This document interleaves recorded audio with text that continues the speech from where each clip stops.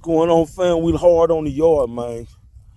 Live at Hardcut Bully Kennels, man. We sure appreciate y'all joining in, man. I appreciate all of my subscribers, man, and everybody that follows the channel. Even though you won't push that subscribe button, man, we still love you. And I appreciate all y'all for just letting me talk. But today I had to, I'm trying to let these dogs out. Today, I wanted to talk about Merle Bullies. I'm trying to give you him out.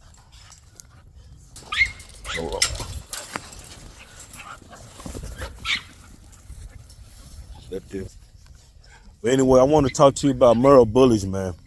I know a lot of y'all like these the colors and they look nice. I like them. They're good looking color. I seen a litter of Great Dane pups, and they was some kind of another pattern. It wasn't Merle, but it was kind of sort of like it. But anyway, I love the Merle pattern, man. It's not that I do not like the color. I think that it's a nice color, and sometimes that's what's needed to help keep a breed going sometimes. So I'm not upset about it, but I just want you to beware. I had a partner of mine came by the other day, and one of his friends had bought a beautiful Merle Bully, white and Merle, and beautiful dog. He spent $7,500 on it. And when my partner went to next to it, he snapped his fingers, trying to show my partner. He snapped his fingers, and the dog did not move. Dog was completely deaf. And he bought the dog thinking that he was going to be breeding and all this. He spent $7,500 like I said. And he thought he was going to be able to breed and all this, but he can't breed because it's deaf. So that's what I wanted to say. Beware. I want to start off by saying just be careful, because one of the things that can happen if you don't breed Merles right is they could come out either deaf or blind. And that's because the Merle gene takes so much pigment. And that happens when somebody breeds two Merles together. And there's a lot to go into genetics. I'm gonna do a video on it and try to explain what I can to you. It's not very hard. It's pretty simple. But that Merle gene, you can't breed it to another Merle gene. There's going to be too much pigment, and some of them's going to be deformed. Some of them's going to be deaf or blind. So when I say beware, I'm not saying so much beware of that. I'm just saying beware, because when I give you a bully, you have pet quality, and then you have breed stock. Above that, you have show quality. But there's a designation between what's a pet and what's full breed stock. So for me, if it's got 2 flaws or less, it can be breed stock. More than 2 flaws, it's pet quality. And that's how it is pretty much across the board. But if I was to, when these guys go and buy a Merle and they spend what they spend on it, and then you have to go and spend, $5,000 maybe on the stud fee, they got a lot invested in that litter. So they're not going to go through that litter and mark any of those Merles pet quality. And say you had a litter of 6, maybe you only get 3 of them that are Merle. Those are the expensive ones. The other ones are going to be some solid color that he won't be able to get a lot for. It could be that the solid color ones are the ones that have the structure, but he going to sell that Merle one as breed stock, period. There's no way around it. He's not going to take the money off of it to make it pet quality. So the first thing you got to watch out for is this dog you buying even breed stock? Or is it pet quality, and just because it's got pretty colors on it, they made it be breed stock? There's a difference in prices, is why you should be saying that. Now, if you wanted a Merle Bully just as a pet, you should not pay breed stock price. You should be able to pay pet quality price. But it's going to be hard to find a breeder with integrity enough to market pet quality. I would, because I don't want my name getting out on bad structure.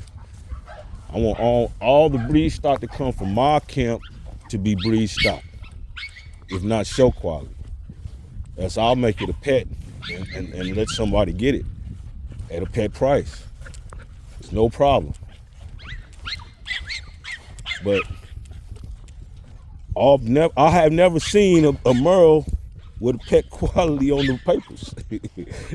They automatically make a Merle breed stock. And color should not designate if it's breed stock or not. So you got some risk to do with breeding. Like I said, I'm gonna do another video on that, and I'll get into the genetic table of how they come together. And then you got problem with the deaf and blindness if they don't breed right, and you got problem with they're not gonna make it a pet quality because of what went into making it.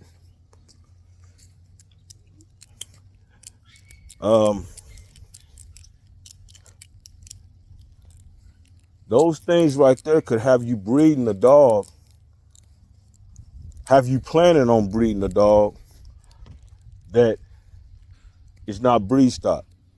It's gonna have you risking the whole farm. That right there is breed stock. It's gonna have you risking the whole farm on a dog that's not breed stock.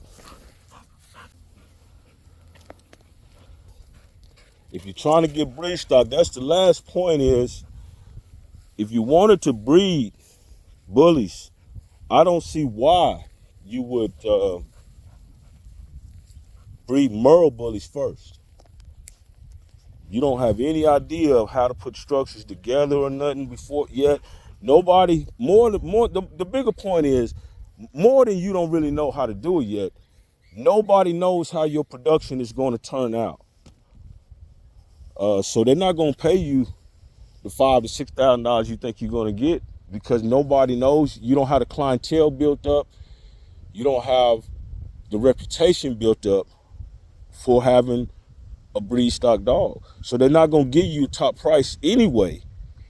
Say you had a Merle and I got a Merle. They're not going to buy yours if they can see mine the whole way through.